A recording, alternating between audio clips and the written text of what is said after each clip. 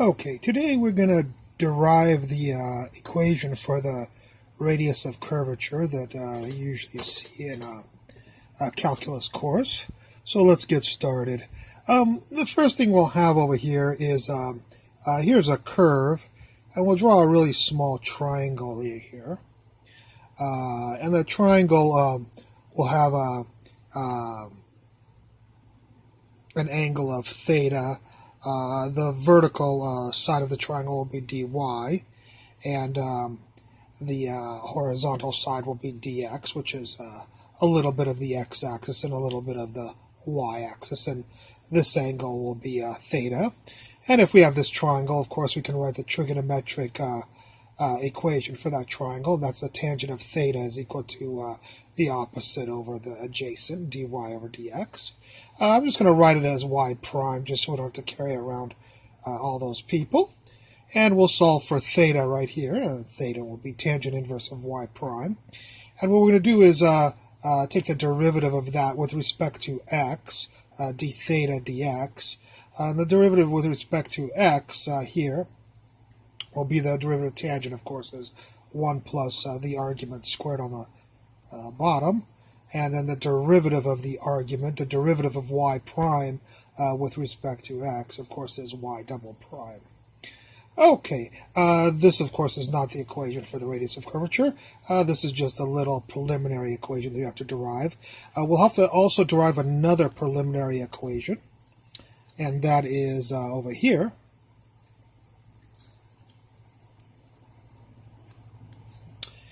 We have a curve again here, and I'll draw a little triangle here. And the arc length will be this little portion of the triangle, the hypotenuse. We usually call that ds. The horizontal, again, will be at dx, and the vertical will be the dy, of course. A little bit of the y-axis, a little bit of the x-axis.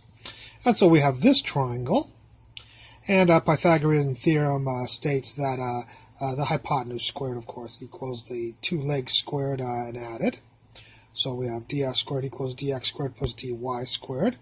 We'll take this equation and divide by dx squared. There it is right there. And we'll just rewrite it a little bit nicer. These two cancel, give you 1. This gives you y prime squared, and this is ds squared. And then we're going to solve, ds dx, the derivative of arc length with respect to x. And then we're going to solve for ds dx right here by taking the square root of course. And I'm going to change the dy dx to a y prime, just so it's a little bit more compact form. Okay, so we have now ds dx is equal to this, and we have d theta dx is equal to this, and now we can see why we need those two things before we derive the equation for the radius of the curvature.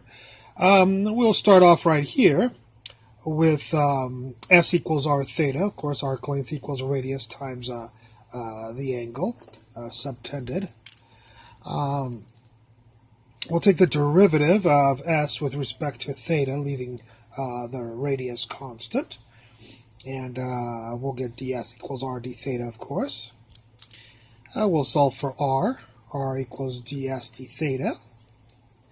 If we do a little bit of algebra from here to here.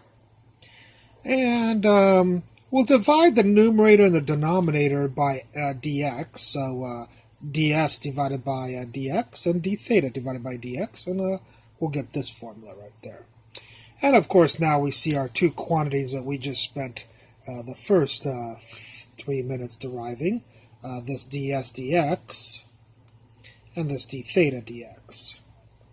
So if you want to know the radius of the curvature, do you know who ds dx is? Yeah, I did all of this work to figure out that ds dx is equal to the square root of 1 plus y prime squared. And so we'll take this and plug it right in for there, and there he is right there. And then the r says, do you know who d theta dx is? And yes, I did all of this work, and I found out d theta dx is y double prime over 1 plus y prime squared. And we'll take all of this and plug it in for this, and there he is on the bottom right there. Okay, now that we have these two quantities, there's the top quantity, and there's the bottom quantity. we have the radius of a curve. This is the radius of curvature. We'll do just a little bit of algebra and simplify that a little bit. And if we do a little bit of algebra, of course, this is to a power of 1, a power of half will give you a 3/2 power when you flip the fraction there, and then this y double prime, nothing will happen to it. So this is the cleanest form for the radius of curvature right here. And I just added as a little bonus, of course, the curvature is equal to 1 over the radius of curvature, and that k is kappa, sometimes it's called k, kappa, is the curvature.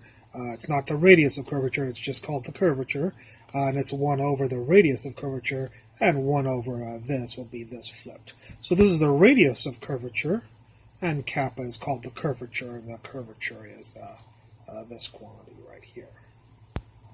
This is the radius of curvature right over here.